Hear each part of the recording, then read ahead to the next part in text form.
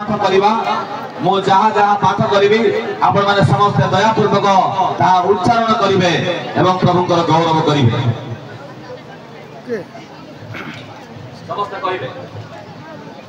बड़ पाइबा निमंते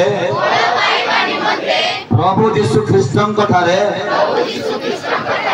भरोसा रखी मो ताहारे प्रतिज्ञा करी कहूची जे से मते जहा करबा को कहंती ताहा साधन करबा को चेष्टा करिबी।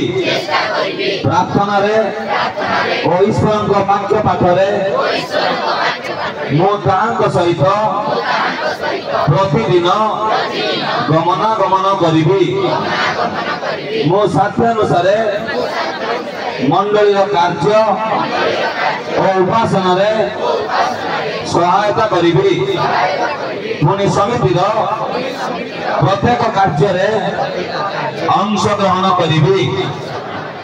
मो अन्य लोक मानकु ख्रीष्टन निकट को आनिबा को चेष्टा करिबी और तांको राज्यर विस्तार निमंते अर्थदान करिबी। स्वदेशर मंगल साधन और ख्रीस्टीय भातृभाव रक्षा वृद्धि करने को मो यत्न करिबी। प्रभु आपण मान प्रत्येक को आशीर्वाद करंतु, प्रचुर भाव में आशीर्वाद करंतु। वर्तमान